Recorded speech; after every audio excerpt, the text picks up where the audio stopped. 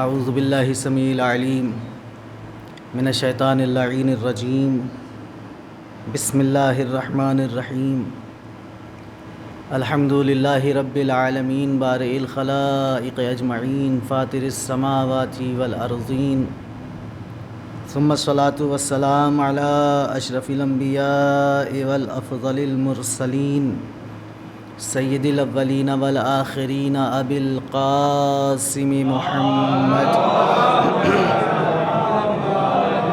صلی اللہ علیہ وآلہ الطیبین الطاہرین المعصومین المظلومین المنتخبین المنتجبین الذین اذهب اللہ عنہم الرجس وطہرہم تطہیرا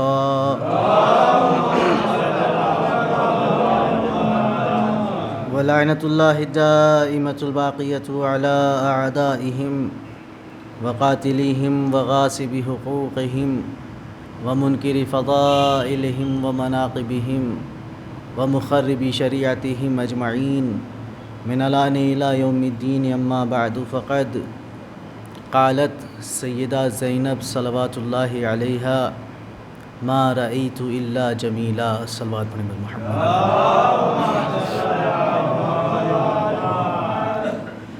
چونکہ آج کا دن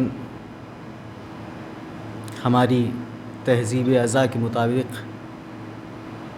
بطلہ کربلا حضرت زینب صلوات اللہ علیہا سے منسوب ہے، لہٰذا میں نے انہی مقدس بی بی کے دہن اقدس سے نکلے ہوئے ایک جملے کو عنوان کے طور پر آپ کے سامنے نقل کرنے کی سعادت حاصل کی ہے، جس میں بی بی فرما رہی ہیں کہ ما رأیت،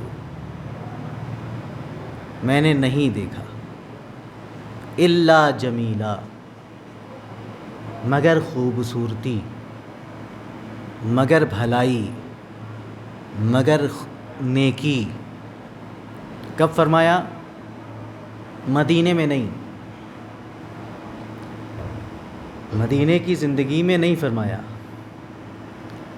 بابا کی 4 سالہ ظاہری حکومت کے دوران جب کوفے میں بسر کی زندگی، تو اس وقت بھی نہیں فرمایا کہ ما رأیت الا جمیلا۔ کب فرمایا؟ کربلا کے میدان میں، جب واقعہ شہادت امام حسین علیہ السلام رونما ہو چکا، اس کے بعد فرماتی ہیں کہ ما رأیت الا جمیلا، میں نے کربلا میں بھلائی کے سوا، خوبصورتی کے سوا کچھ نہیں دیکھا۔ آپ سمجھیں کہ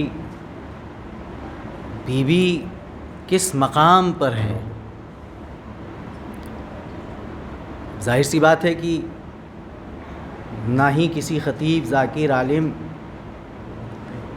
کے ذہن میں، زبان میں اتنی طاقت ہے کہ بی بی کے مقام کو سمجھ سکیں، اور نہ ہی آپ کے اذہان میں اتنی قوت ہے کہ آپ بی بی کے مقام کو سمجھ سکیں۔ علامہ مامقانی علم رجال کی کتاب تنقیح المقال میں لکھتے ہیں کہ الزینب ما ادراک ما الزینب، زینب اور تم کیا جانو کہ زینب کیا ہے۔ اب ظاہر سی بات ہے کہ جملہ کربلا کی تاریخ کا ہے، لہٰذا میں سمجھتا ہوں کہ اس بی بی کے مقام کو پہلے جانا جائے کما حتی الامکان،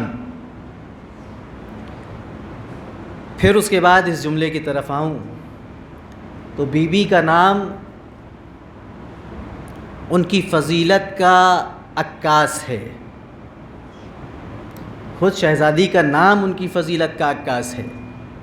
پچھلے سال اسی مجلس میں نے آپ کے سامنے لغت سے 2-3 معنی پیش کیے تھے، وہ آپ کے اذہان عالیہ میں ہوں گے۔ فقط ایک کی طرف اشارہ کر کے آگے بڑھوں گا کہ زینب یعنی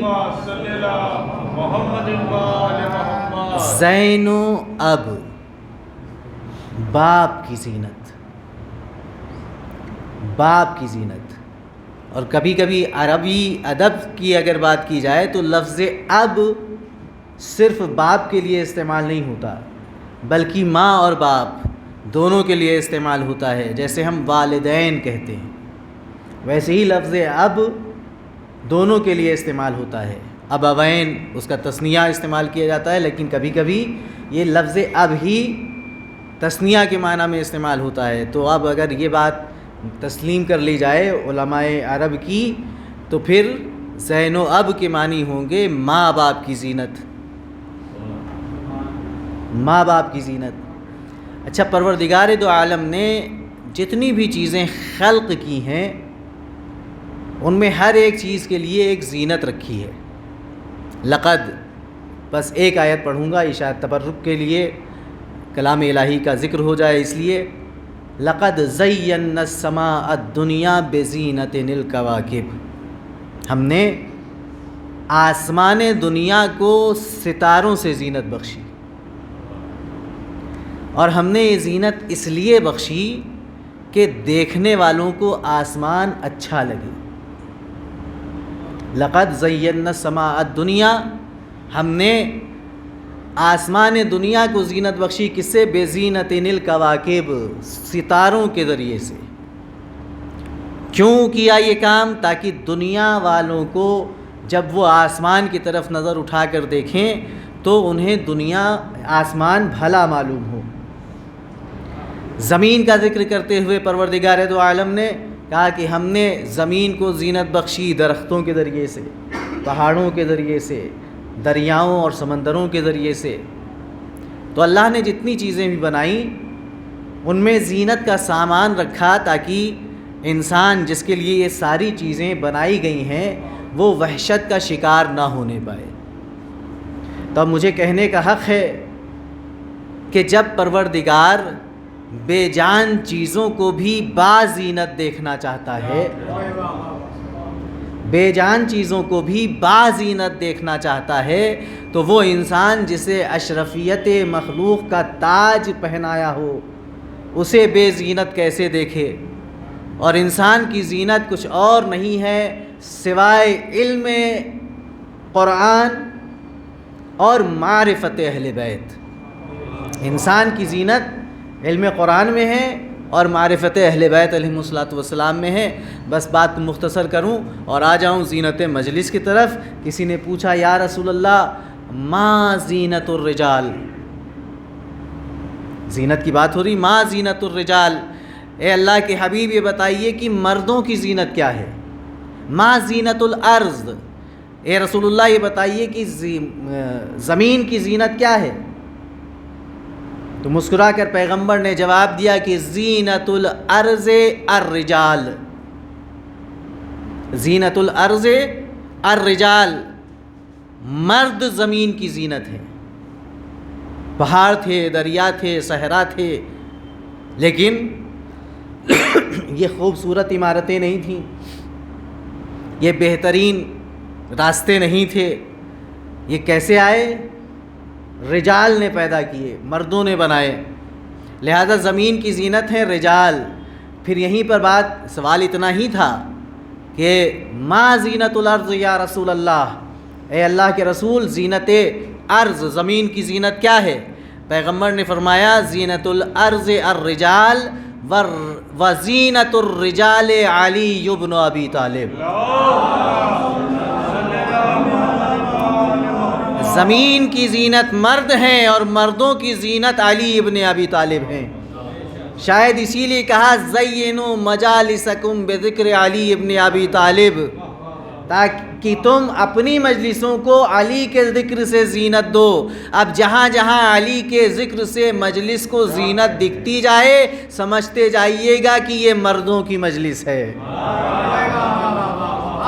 سمجھتے جائیے گا کہ یہ مردوں کی مجلس ہے. کیوں؟ زینت ہیں مردوں کی. جناب مولا کائنات امیر المومنین علی ابن ابی طالب علیہ السلام. اب کچھ لوگ پورے عشرے قائم کرتے ہیں اور پورے عشرے میں علی کا ذکر نہیں کرتے. کس کا ذکر ہیں؟ جنہوں نے یہ کہا کہ اصبحت مولایا اصبحت مولا کل مومن و مومنہ، میرے بھی مولا ہوئے اور ہر مرد مومن کے مولا ہوئے اور ہر خاتون مومنہ کے مولا ہوئے۔ جب یہ کہہ دیا تھا کہ ہر مرد مومن کے مولا ہوئے، یعنی اپنی حقیقت خود معلوم تھی، اپنے آپ کو مستثنیٰ کر لیا۔ تو عزیزان گرامی، زینت ارض مرد ہیں اور مردوں کی زینت امیر المومنین علی ابن ابی طالب علیہ الصلاۃ والسلام ہیں، اور انہی علی کی زینت زینب ہے، انہی علی کی زینت، جو علی کائنات کی زینت ہے، اس علی کی زینت کا نام زینب ہے۔ اور ایسا نہیں ہے کہ ہم نے اور آپ نے، امتیاز ہے جناب زینب صلوات اللہ علیہا کا، کہ جیسے معصوم اولیاء خدا کا نام خود پروردگار نے رکھا ہے، ویسے ہی جناب سیدہ زینب کا نام نہ علی نے رکھا نہ رسول نے رکھا۔ اگر رسول رکھتے تب بھی بات کم نہیں تھی، فضیلت والی بات تھی۔ کیوں؟ کیونکہ پیغمبر کے کلام کے پیچھے قرآن مجید کی آیت پشتی بانی کر رہی تھی، ما ینطق عن الہوی ان ہوا الا وحی یوحی۔ اگر جس وقت مولائے کائنات نے سیدہ زینب کو آغوش رسالت میں دے کر یہ کہا تھا، یا رسول اللہ آپ نام رکھ دیجئے، اور پیغمبر نام رکھ دیتے، تب بھی وہ نام خدا کا دیا ہوا مانا جاتا۔ لیکن پیغمبر نے کہا نہیں، میں اس بچی کا نام نہیں رکھوں گا، میں منتظر ہوں کہ جبرائیل پروردگار کی طرف سے آئیں، جبرائیل پروردگار کی طرف سے آئیں۔ کلام ختم نہیں ہوا تھا، جبرائیل سید الملک نازل ہوئے، اے پیغمبر اسلام آپ کو اللہ کا درود و سلام، اور اس کے بعد پروردگار کا یہ پیغام کہ اس بچی کے لیے اللہ نے نام انتخاب کیا ہے زینب۔ صلوات ہونے پر محمد زینب نام اختیار ہے۔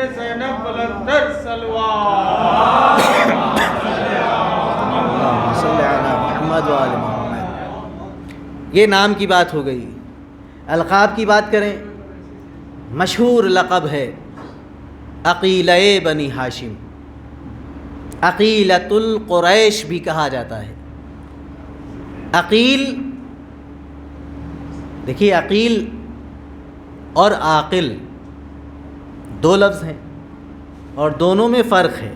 ظاہری طور پر معنی وہی ہے، عقل والا، عقل والی، عاقلہ، عقیلہ مؤنث، عاقل، عقیل مذکر، معنی دونوں کے ایک ظاہراً، عقل والا۔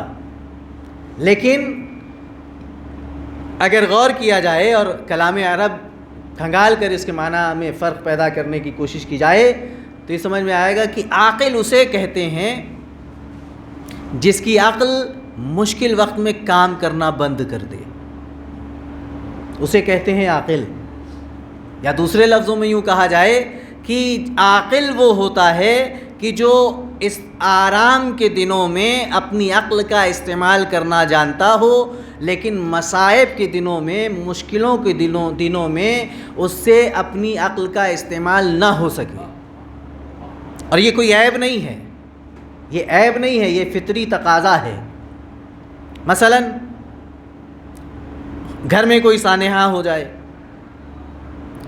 اور ایمرجنسی میں کہیں جانا ہو اور کار کی چابی کہیں رکھ کے کوئی انسان بھول جائے، ایک مثال دے رہا ہوں ذہنوں کو قریب کرنے کے لیے، اور سانحہ بہت جانکاہ ہو، دل کو رلا دینے والا ہو، اس وقت آدمی 2-4 لمحے کے لیے ہی صحیح، لیکن اسے پریشانی ہوتی ہے کہ میں نے چابی کہاں رکھی۔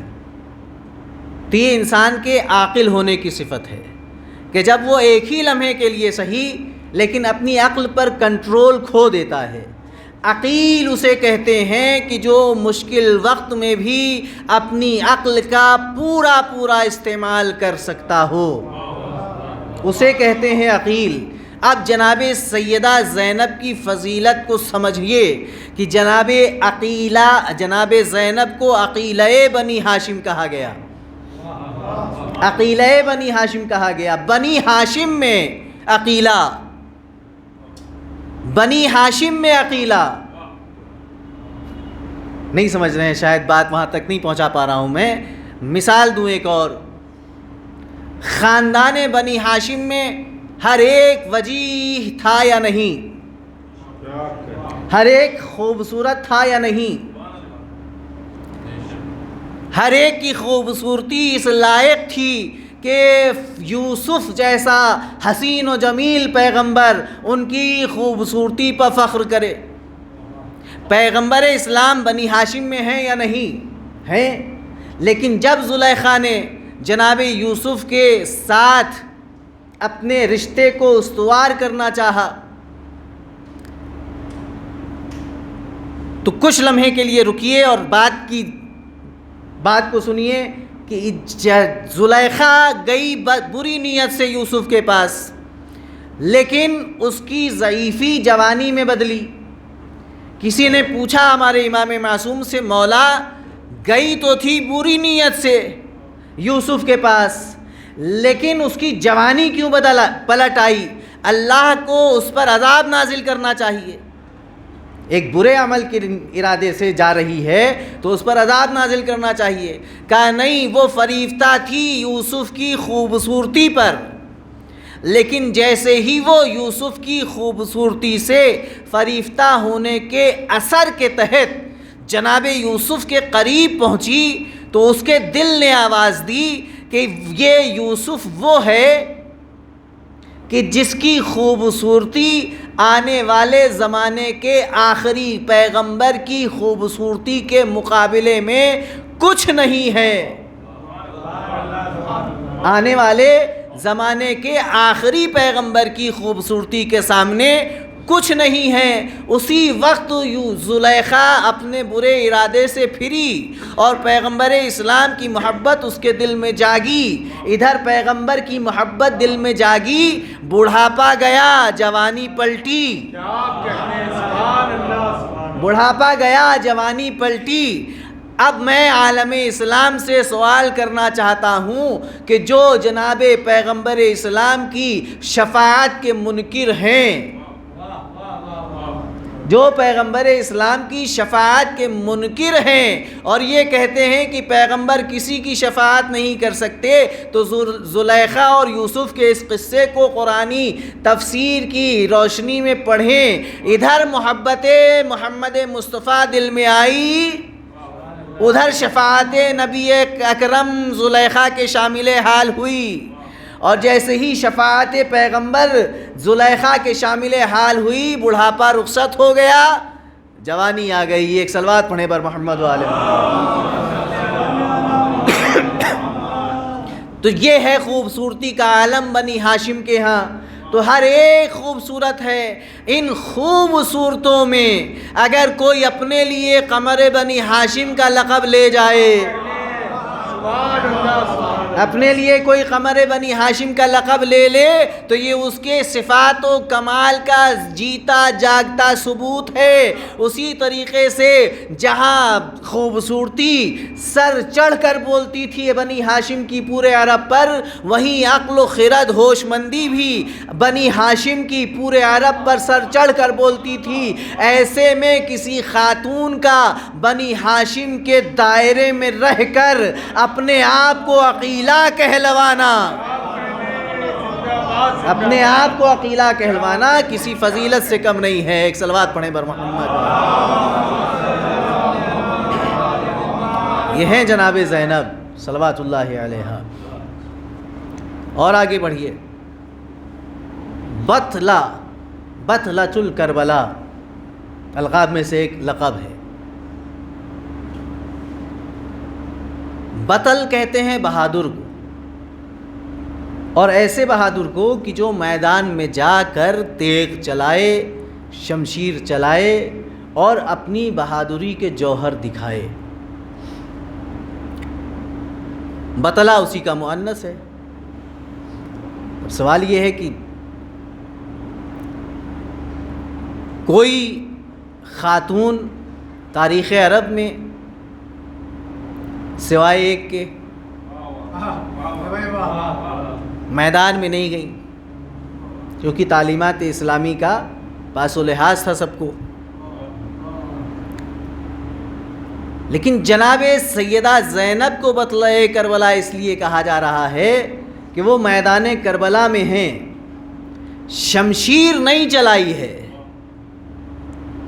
تیغ نہیں چلائی ہے، مگر اپنی کلام کی تیغ سے یزید کے حوصلوں کا دم نکال دیا ہے. یزید کے حوصلوں کا دم نکالا کیسے؟ جب پہنچی دربار میں یزید اپنے حسب و نسب کے قصیدے پڑھ رہا تھا، بہت بھرا ہوا دربار، 2-4 صحابی بھی، لیکن کوئی نہ بولا.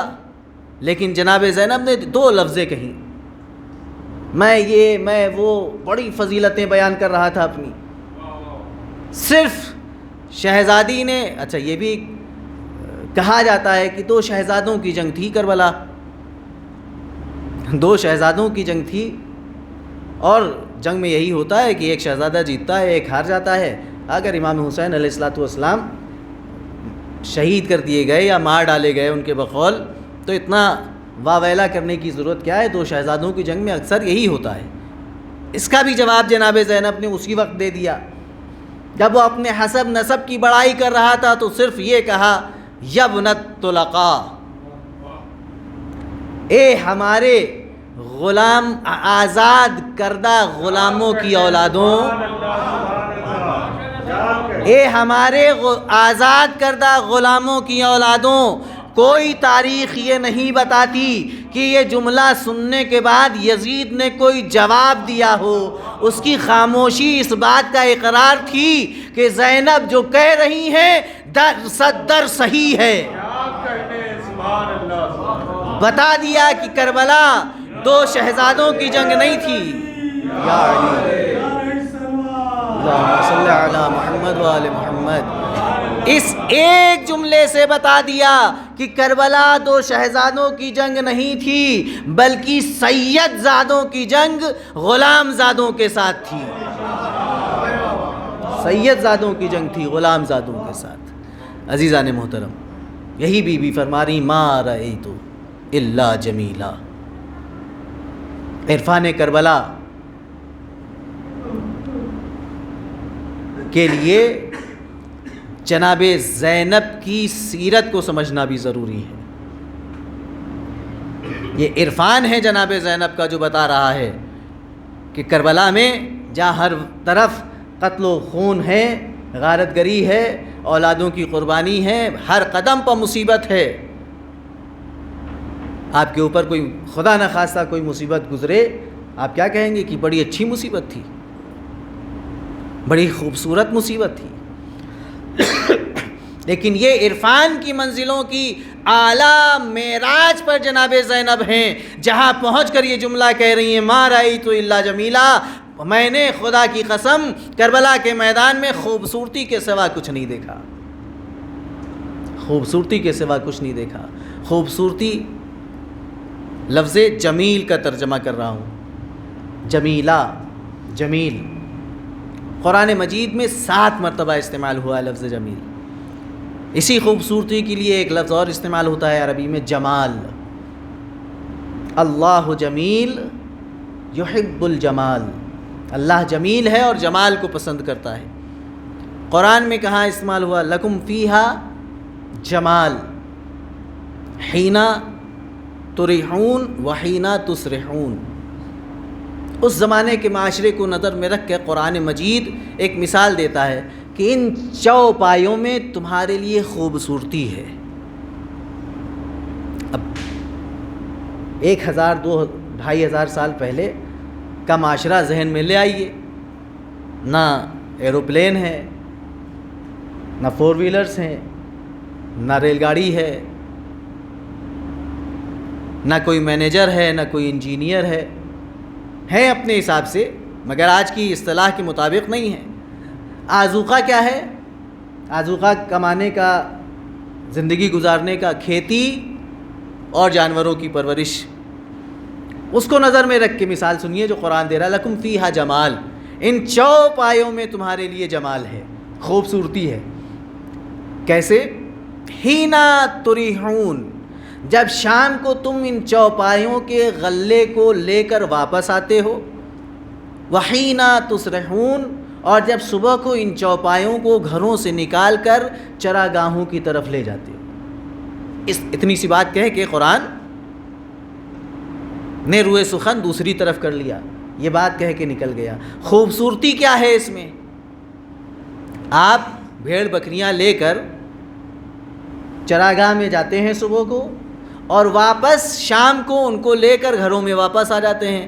اس میں خوبصورتی کیا ہے؟ مفسرین نے لکھا خوبصورتی اس میں یہ ہے کہ چرانے والا ایک ہوتا تھا، اور گاؤں میں مثلاً 25 گھر ہیں، 25 گھر میں سے کسی کے پاس 4 بکری ہیں، کسی کے پاس 15 بکری ہیں، کسی کے پاس 50 بکری ہیں، تو اس وقت کے تقاضوں کے حساب سے ایک آدمی کو معین کیا جاتا تھا کہ تم ساری بکریوں کو لے کر، ہر گھر کی بکری اور بھیڑوں کو لے کر جاؤ، اور تمہاری قیادت میں یہ ساری مختلف گھروں کی بکریاں تمہاری قیادت میں جائیں گی اور تمہاری قیادت میں واپس آ جائیں گی۔ اب آپ سمجھیں خوبصورتی کیا ہے؟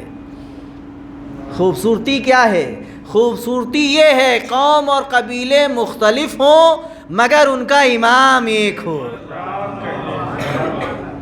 خوبصورتی یہ ہے کہ قوم قبیلے ایک ہو، الگ الگ ہوں، ان میں اختلاف ہو، رنگ و صورت کے اعتبار سے، ملکیت و مالکیت کے اعتبار سے، لیکن امام ایک ہو۔ قرآن نے بتا دیا کہ دیکھو 4 مصلے بنا لینا کمال نہیں ہے، الگ الگ فقہیں ایجاد کر لینا خوبصورتی نہیں ہے۔ اسلام کی خوبصورتی یہ ہے کہ تم چاہے جتنی بڑی جماعت ہو جاؤ، تمہارا امام ایک ہونا چاہیے۔ قرآن نے بتایا کہ جمال کیا ہے۔ تو عزیزان گرامی، یہ قرآن مجید کی مثال میں نے آپ کے سامنے پیش کی ہے۔ پھر آ جائیے اس جملے جناب سیدہ زینب صلوات اللہ علیہا کی طرف۔ فرماتی ہیں کہ میں نے نہیں دیکھا جمیل خوبصورتی کے سوا۔ کیوں؟ اس لیے کہ الگ الگ قبیلوں کے لوگ اس چھوٹے سے لشکر میں جمع ہیں جس کا امام ایک ہے، حسین ابن علی۔ یہ خوبصورتی۔ دوسری بات جو عرض کرنی ہے وہ یہ کہ چونکہ میں نے عرض کیا کہ عرفان کی اعلیٰ منزلوں پر فائز ہیں، لہذا یہ جملہ نکلا ہے زبان سے، ورنہ مشکلوں میں کسی سے ایسی گفتگو کی امید نہیں کی جا سکتی۔ خوبصورتی 2 طرح کی ہوتی ہے، ایک وہ جو محسوس ہو اور ایک وہ جو محسوس نہ ہو، ایک حسی اور ایک معنوی۔ مثلا ابھی عرض کیا آپ کے سامنے کہ بنی ہاشم کے گھرانے کی ہر فرد خوبصورت تھی۔ یہ خوبصورتی محسوس ہوتی تھی یا نہیں؟ محسوس ہوتی تھی، لوگ دیکھتے تھے۔ یہاں تک کہ روایت کا جملہ یہ ہے کہ جب مولا کائنات اور حضرت ابو الفضل العباس راستے میں چلتے تھے ایک ساتھ، تو کام کرنے والے اپنا کام چھوڑ کر ان کے چہرے کی خوبصورتی کو نہارنے میں اتنا مشغول ہو جاتے تھے کہ اپنے آپ کو بھول جایا کرتے تھے۔ یہ محسوس ہونے والی خوبصورتی۔ لیکن ایک خوبصورتی وہ بھی ہے جسے ہم ایثار کہتے ہیں، محسوس ہوتی ہے، دکھائی دیتی ہے، چھوئی جا سکتی ہے نہیں، لیکن ایک خوبصورتی ہے۔ تو عزیزان گرامی، 2 طرح کی خوبصورتی کربلا کے میدان میں بھی ہے۔ ایک خوبصورتی وہ ہے جو محسوس ہو رہی ہے، کیسے؟ خطبوں کے ذریعے سے، رجس کے ذریعے سے، جو شہداء نے، امام نے، آقا ابو الفضل العباس نے، حضرت علی اکبر نے رجس پڑھیں، جناب حبیب ابن مظاہر، جناب مسلم ابن اوسجا، ہر شہید نے جو رجس جا کے پڑھا، اس کے بعد دعاؤں میں جو امام حسین علیہ الصلوۃ والسلام نے رخصت ہوتے وقت کبھی علی اکبر کے سرہانے، کبھی مولا عباس کے قریب دعائیں کیں، اس کے علاوہ جو فردی اور شخصی گفتگو کی، ان سب میں کربلا کی خوبصورتی ظاہر ہے، ظاہری طور پر ہے، دکھائی دیتی ہے۔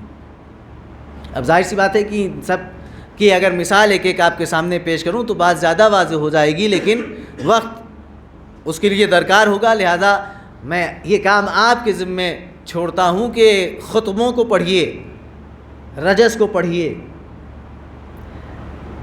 تمام چیزوں کو پیش نظر رکھ کے فقط ایک جملہ کہوں تاکہ ساری باتوں کا عکاس ہو جائے وہ جملہ، اور وہ یہ کہ اللہ پر یقین امام کے خطبوں میں بھی ہے، شہداء کے رجز میں بھی ہے، امام کی دعاؤں میں بھی ہے، اور امام کی شخصی گفتگو میں بھی ہے۔ اور وہ یقین یہ ہے کہ پالنے والے، تو نے ہمیں اس امتحان کے قابل سمجھا، یہ تیرا احسان ہے۔ تو نے ہمیں اس امتحان کے قابل سمجھا، یہ تیرا احسان ہے۔ یہ مردوں کی بات تھی، لیکن جب جناب زینب کی بات آئی تو ہم کیا کریں، مجبوری ہے ہماری کہ ہم اردو زبان کے دل دادا ہیں، ہماری مجبوری ہے، اس کے سوا ہماری زبان ہی نہیں ہے۔ ہماری اردو شاعری کی جو فکر ہے کربلا کے حوالے سے، خاص طور پر نوحے کے حوالے سے، وہ یہی ہے کہ ہم بہت معذرت کے ساتھ شعراء سے اور تمام مومنین سے کہ ہم کربلا کے ہر مجاہد کو مجبور بنا کر دکھاتے ہیں۔ یہاں تک کی نظم کر دیا گیا کہ جناب زینب نے کہا کہ اے کاش میں مر جاتی۔ نہیں، جناب زینب نے کہیں یہ نہیں کہا، کربلا کی پوری تاریخ میں آپ کو یہ جملہ ملے گا ہی نہیں، کہیں یہ جملہ نہیں ملے گا۔ اس لیے نہیں ملے گا کہ جب رخصت آخر کے لیے امام تشریف لائے اور اس وقت ایک لمحے کے لیے غشی نے چاہا کہ زینب پر طاری ہو جائے، بہت سنبھل کر جملہ عرض کیا ہے میں نے، غشی نے چاہا، زینب نے نہیں چاہا کہ بے ہوش ہو جائیں، غشی نے چاہا کہ زینب پر ایک لمحے کے لیے طاری ہو جائیں۔ امام نے فرمایا اصبری یا زینب، اے زینب صبر کرو۔ اس کے بعد تاریخ نے لکھا کہ گھر میں آگ لگا دی گئی۔ سب سے زیادہ قیمتی شے زینب کی نظر میں کیا تھی؟ سب سے زیادہ قیمتی شے زینب کی نظر میں کیا تھی؟ دو چیزیں تھیں، ایک حسین، ایک چادر۔ ایک حسین، ایک چادر۔ رخصت کے وقت امام نے وصیت کی صبر کرو، غش آنا چاہتا تھا، مگر جیسے ہی جناب امام حسین نے وصیت کی صبر کرو زینب، زینب سنبھل گئیں۔ اس کے بعد زینب کی شجاعت کا عالم یہ ہے کہ مقتل میں بھائی کے گلے پر جو سب سے زیادہ قیمتی، سب سے زیادہ عزیز شے ہے زینب کے لیے، اس کے گلے پر خنجر چل رہا ہے اور زینب ٹیلے پہ کھڑی ہوئی دیکھ رہی ہے، غش نہیں آ رہا ہے۔ چادر سر سے چھن رہی ہے، زینب کی دوسری عزیز ترین شے چادر، سر سے چادر چھن رہی ہے، زینب کو غش نہیں آ رہا ہے، زینب کی زبان پر شکوہ نہیں آ رہا ہے۔ عزیزان محترم، یہ ہے خوبصورتی، یہ وہ اللہ پر یقین کی منزل ہے جس پر جناب زینب فائز ہے۔ امام حسین علیہ السلام نے رخصت کے وقت ایک اور وصیت کی، زینب دعا میں فراموش نہ کرنا، خاص طور پر نماز شب کی دعا میں۔ امام زین العابدین فرماتے ہیں، دیکھیے ہم لوگ چھوٹی چھوٹی مشکلوں میں بہت معذرت کے ساتھ پھر کہ تھوڑی دیر کے لیے صحیح لیکن نماز کو مؤخر کرتے ہیں، مشکل وقت میں نماز کو مؤخر کر دیتے ہیں، لیکن زینب اس عالی مقام عبد الہی کا نام ہے کہ جس نے جلتے ہوئے خیموں میں بھی نماز وقت پہ پڑھی ہے، نماز وقت پہ پڑھی ہے، اور وہ بھی نماز شب جو واجب نہیں ہے۔ اور اس کے بعد یقین اللہ پر کتنا، اتنا یقین کہ راہ کوفہ و شام میں زندان میں امام زین العابدین جیسا معصوم امام گواہ کہ میری پھوپھی زینب کی ایک نماز قضا نہیں، جس نے جب جسم میں طاقت نہیں رہی کہ کھڑے ہو کر نماز پڑھیں تو میری پھوپھی زینب نے بیٹھ کر نماز پڑھی۔ پوچھ لیا سبب امام زین العابدین نے۔ دیکھیے اللہ پر جسے یقین ہوتا ہے وہ اپنے لیے کچھ نہیں بچاتا۔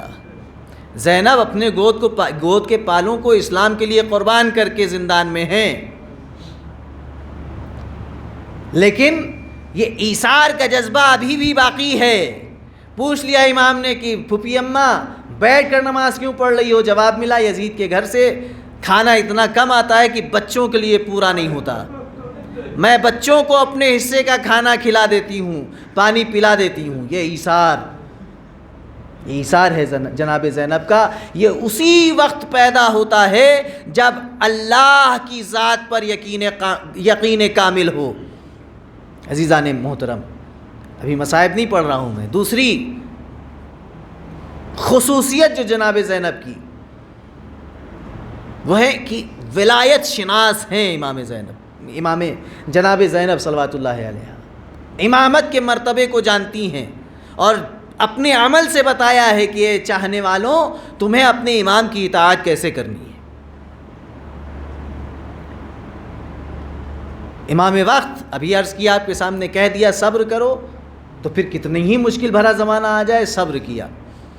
گھر میں آگ لگائی گئی، اس وقت امام وقت زین العابدین علیہ الصلاۃ والسلام جا کے ان سے پوچھا گھر میں جل کے مر جائیں یا باہر نکلیں، سر پہ چادر نہیں ہے، کہ علیکنا الفرار، گھر سے نکلنا، خیموں سے نکلنا ضروری ہے۔ اب نہیں، وہی زینب جس کے لیے جناب زینب نہیں، مولا کائنات نہیں، امام حسن نہیں، امام حسین نہیں، مولا عباس نہیں، جب کوفے کی امام علی مرتضیٰ علیہ الصلاۃ والسلام کے گھر کا پڑوسی وہ کہتا ہے کہ میں 7 برس تک جناب علی مرتضیٰ کا پڑوسی رہا، 7 برس تک، اور میں نے اس 7 برس میں زینب کو دیکھنا تو دور کی بات ہے، چادر ابھی کربلا میں چھینی ہے، جناب زینب کی چادر کربلا میں چھینی ہے، مدینے میں نہیں، کوفے میں نہیں۔ وہ کہتا 7 برس میں مولا کائنات کا پڑوسی رہا، میں نے چادر میں ملبوس زینب کو دیکھنا تو دور کی بات ہے، زینب کی صدا تک نہیں سنی، زینب کی صدا تک نہیں سنی۔ اور بتاؤ، قرآن مجید سورہ یاسین آپ پڑھتے رہتے ہیں، والشمس تجری مستقر، سورج اپنے معین راستے پر چلتا ہے، ذالک تقدیر العزیز الحکیم، یہ اللہ کا فیصلہ ہے کہ سورج اپنے راستے پر چلے اور روز نکلے اور روز ڈوبے۔ مدینے میں ایک دن اندھیرا چھا گیا دوپہر کے وقت، لوگوں نے امام سے آ کے پوچھا مولا یہ کیا ہوا، یہ دن کے وقت اندھیرا کیوں چھا گیا؟ نہ طوفان ہے، نہ موسم کی خرابی کے کچھ آثار تھے، بس اندھیرا ایک با ایک چھا گیا۔ امام نے فرمایا میری بیٹی زینب بالا خانے پر نماز پڑھ رہی تھی، اس کے سر سے چادر سرک گئی تو سورج نے اپنا منہ بادلوں میں چھپا لیا، سورج نے اپنا منہ بادلوں میں چھپا لیا۔ یہاں پر جی چاہتا ہے کہ فضیلت کا ایک گوشہ آپ کے سامنے بیان کروں کہ یا علی، اپنی نماز کے لیے سورج کو اگانا آپ کا معجزہ تھا، اپنی نماز کے لیے سورج کو اگانا آپ کا معجزہ تھا، اپنے پردے کے لیے سورج کو چھپانا زینب کا معجزہ ہے۔ عزیزان گرامی، چادر چھن رہی ہے، چادر سر پہ نہیں ہے، لیکن امام نے حکم دے دیا ہے تو اطاعت امام میں جناب زینب صلوات اللہ علیہا کھلے سر میدان میں. یہ سب کچھ کیوں ہے؟ اس لیے ہے کہ اللہ کی ذات پر یقین ہے.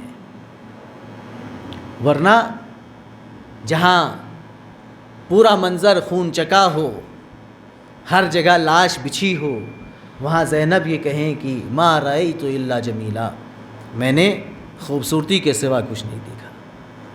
عزیزان محترم، یہ جناب زینب کا بلند مقام ہے، اور کیوں نہ ہو سیدہ و علی کی آغوش میں تربیت پائی ہے، حسین کی بہن ہے، حسن کی بہن ہے.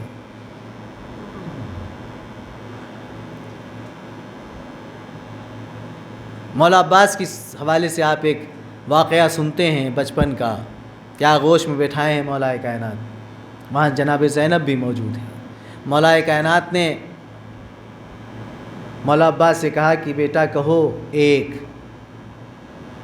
مولا عباس نے کہا ایک، گنتی سکھا رہے ہیں. پھر کہا بیٹا کہو دو. مولا خاموش ہیں. امام فرماتے ہیں کہ بیٹا کہو دو. امام خاموش ہیں. ایک مرتبہ گویا ہوئے، کہا کہ بابا شرم آتی ہے، جس زبان سے ایک کہہ چکا اب اسی زبان سے دو کہوں.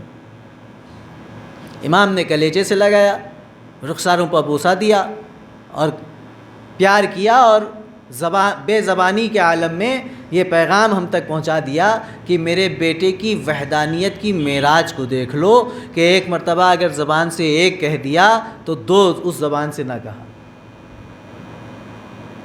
وہیں جناب زینب بھی ہیں.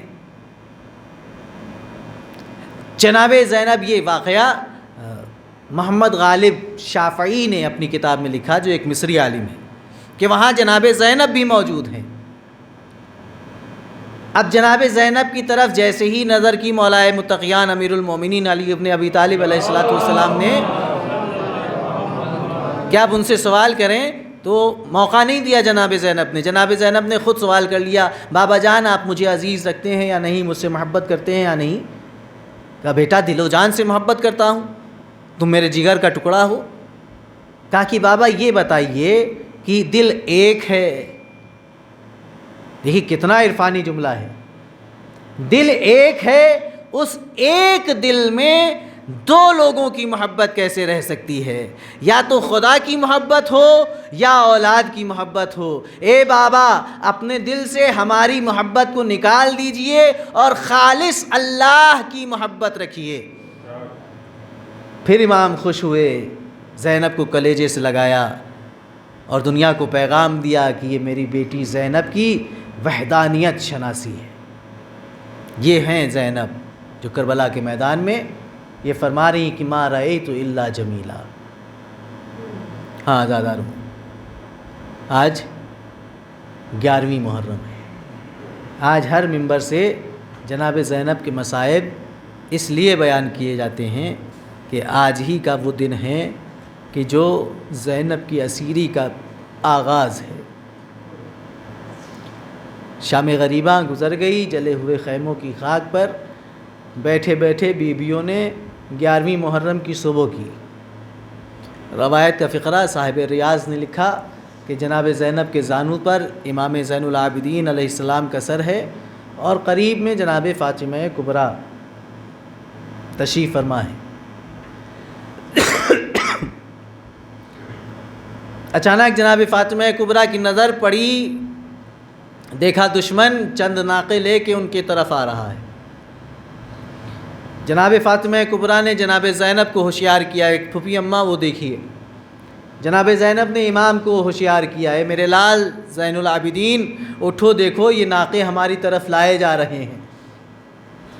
امام زین العابدین نے آنکھیں کھولیں، منظر دیکھا. کہا اے پھوپھی اماں، یہ ناقے اس لیے لائے جا رہے ہیں کہ ہمیں اسیر کر کے ان بے کجاوا ناقوں پر سوار کیا جائے. جناب زینب کہتی ہیں کہ میرے لال میں دیکھ رہی ہوں ناقے تو آ رہے ہیں لیکن ناقوں کے آنے کی ایک شان ہے، اور وہ یہ ہے کہ ایک ناقہ دوسرے ناقے کے کان کے پاس اپنا منہ لے جاتا ہے۔ اے بیٹا علم امامت سے تم بتاؤ کہ یہ ناقے آپس میں کیا گفتگو کر رہے ہیں۔ امام نے فرمایا کہ اے پھوپھی اماں، یہ ناقے ایک دوسرے سے یہ کہہ رہے ہیں کہ آج ہماری پشت پر معمولی افراد سوار ہونے والے نہیں، خاندان عصمت و طہارت کے پھول ہماری پشت پر سوار ہوں گے۔ جب یہ ننھے ننھے بچے تمہاری پشت پر سوار ہوں تو دیکھنا آہستہ آہستہ قدم بڑھانا، کہیں ایسا نہ ہو کہ کوئی آل رسول ہماری پشت سے زمین پہ آ جائے۔ اللہ اللہ، آل محمد کی عظمت و رفعت کا یہ عالم کی جانوروں کے دلوں میں بھی موجود، لیکن وہ کیسے مسلمان جنہوں نے 3 دن بھوکا اور پیاسا رکھا، شہید کیا، اور آج رسیاں لے کر اسیر کرنے کے لیے آگے بڑھ رہے ہیں۔ ہاں عزاداروں قریب آ گئے، بیویوں کو اسیر کیا گیا، ناقے پر سوار کیا گیا۔ اب دوسرا ظلم یہ کیا گیا کہ بیویوں کو اس مقتل سے گزارا گیا جہاں بے کفن لاشیں شہیدوں کے پڑے ہوئے تھے۔ ہاں عزاداروں، امام زین العابدین کی نظر جیسے ہی اپنے بابا حسین ابن علی کے بے سر بے کفن لاشیں پہ پڑی، روایت کا جملہ ہے امام کی حالت متغیر ہونے لگی۔ ایسا معلوم ہوتا تھا کہ امام کے جسم نازنین سے روح نکل کے پرواز کر جائے گی۔ ناقے کی بلندی سے زینب نے جیسے ہی یہ محسوس کیا، اپنے آپ کو لاشِ حسین پر گرا دیا۔ زین العابدین نے جیسے ہی یہ منظر دیکھا، ایک مرتبہ اپنے آپ میں آئے، پھوپھی اماں آپ نے اپنے آپ کو ناقے سے کیوں گرا دیا؟ اے میرے لال، تمہارا حال برا ہو رہا تھا، فکر نہ کرو، میں نے نانا رسول خدا سے سنا ہے یہاں روضہ بنے گا، زائرین آئیں گے۔ ہاں عزاداروں، اس کے بعد روایت کہتی ہے کہ ایک مرتبہ زینب نے امام حسین کی لاش کا طواف کرنا شروع کیا۔ امام زین العابدین دیکھ کر پوچھ رہے ہیں کہ پھوپھی اماں آپ بابا کی لاش کا طواف کیوں کر رہی ہیں؟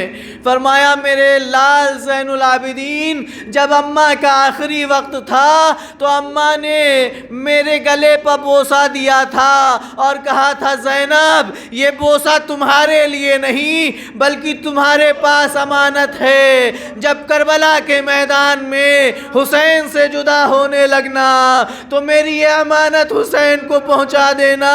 اے میرے لال، میں اپنے بھائی کی لاش کا طواف کر کے یہ دیکھ رہی ہوں کہیں حسین کے جسم پر کوئی سالم اور محفوظ جگہ نظر آ جائے جہاں میں اپنی اماں کی امانت پہنچا سکوں، مگر میں نے اتنی دیر میں دیکھا میرے بھیا کے جسم پر کوئی اتنی سی جگہ محفوظ نہیں۔ آزاداروں، یہ کہہ کر زینب نے کٹے ہوئے گلے پر لبوں کو رکھ دیا اور مدینے کا رخ کیا، آواز دی اماں گواہ رہیے گا میں نے آپ کی امانت کو پہنچا دیا۔ ہاں عزاداروں، اس کے بعد روایت کہتی ہے کہ ایک مرتبہ روضہ رسول کا رخ کر کے زینب نے فریاد کی، یا جدہ یا رسول اللہ صلی علیک ملیک السماء وہذا حسین مرمل بالدماء مقطع الاعضاء۔ اے نانا رسول خدا، آپ پر آسمان سے ملائکہ نے آ کر نماز پڑھی، آئیے ذرا کربلا کے میدان میں دیکھیے آپ کی آغوش کا پالا حسین کربلا کے زمین پر بے غسل و کفن پڑا ہے، اپنے خون میں نہایا ہوا ہے، جسم کے ٹکڑے ٹکڑے ہیں۔ واہ محمدا واہ مصیبتا وسيعلم الذين ظلموا أي منقلب ينقلبون إنا لله وإنا إليه راجعون۔ ألا لعنة الله على القوم الظالمين إلهي بحق زهراء وأبيها وبعلها وبنيها تقبل منا إنك أنت السميع العليم. اللهم ارزقنا شفاعة الحسين عليه السلام يوم الورود، وارزقنا زيارة قبر الحسين عليه الصلاة والسلام. آمين يا رب العالمين. ماتم حسين، یا حسین